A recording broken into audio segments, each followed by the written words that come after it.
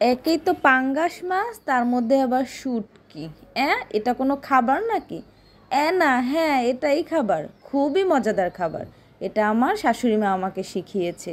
এরকম আরও অনেক খাবার আমি আমার শাশুড়ি মায়ের কাছ থেকে শিখেছি। আমি রান্না তেমনটা ভালো পারতাম না, কিন্তু এখন দেখে দেখে ভালোই রান্না শিখে গেছি। তো আপনাদের সাথে সেটা আমি আজকে শেয়ার করব। আসসালামু আলাইকুম, কেমন আছেন সবাই? আশা করি সকলেই ভালো আছেন। চলে যাওয়া যাক আমাদের মূল রান্নায়, চলেন।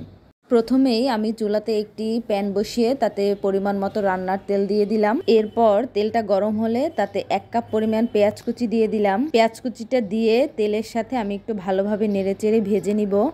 ভাজা শেষে 1 টেবিল চামচ করে আদা রসুন বাটা দিয়ে দিলাম। আদা রসুন বাটাটা একটু ভালোভাবে ভেজে নিব, যতক্ষণ না পর্যন্ত আদা রসুনের কাঁচা গন্ধটা না যায় আমি ততক্ষণ পর্যন্ত ভেজে নিব। এরপর সামান্য একটু পানি দিয়ে দিব। পানি দিয়ে ভালোভাবে একটু নেড়েচেড়ে মিশিয়ে নিব। আগে থেকে একটা বাটিতে করে আমি লবণ, হলুদের গুঁড়া, মরিচের গুঁড়া, জিরার গুঁড়া এবং ধনিয়ার গুঁড়া নিয়ে নিয়েছিলাম। এখন সেটা আমি দিয়ে দিব। মশলাটা দিয়ে ভালোভাবে নেড়েচেড়ে সামান্য একটু পানি দিয়ে আবার একটু কষিয়ে নেব। ছোটবেলায় দাদি একটা কথা বলতো, মশলা যত কষবে তরকারি তত মজবে। এখানে দাদি আমার মজবে বলতে মজাদার হবে বুঝাইছে। আমার মশলা কষানো শেষ। এ পর্যায়ে আমি ধুয়ে রাখা মাছগুলো দিয়ে ভালোভাবে নেড়েচেড়ে মশলার সাথে মিশিয়ে নিব। সামান্য পানি দিয়ে মশলাটাকে মাছের সাথে ভালোভাবে মিশিয়ে নিব। একটা সময় আমিও পাঙ্গাস মাছ খেতাম না।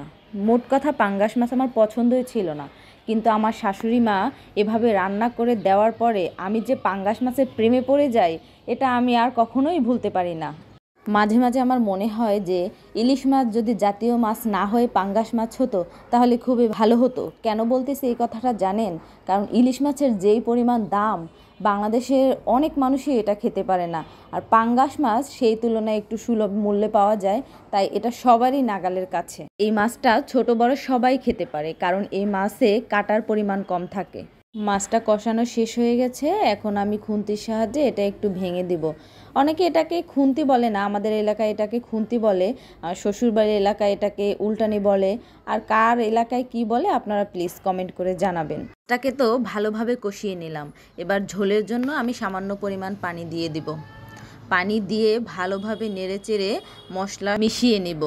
আমার রান্না প্রায় শেষের দিকে। এ পর্যায়ে আমি আগে থেকে ধুয়ে রাখা শুটকি দিয়ে দেব।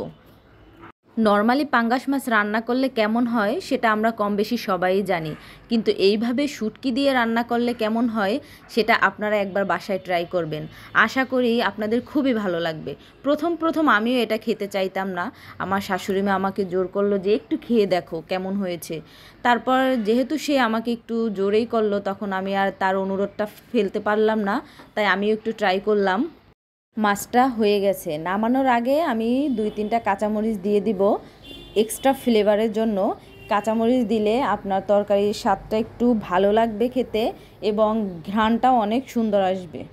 তো গাইস, আজকে এই পর্যন্তই। দেখা হবে খুব শীঘ্রই পরবর্তী কোনো রেসিপিতে। সেই পর্যন্ত আপনারা সবাই ভালো থাকবেন। আল্লাহ হাফেজ।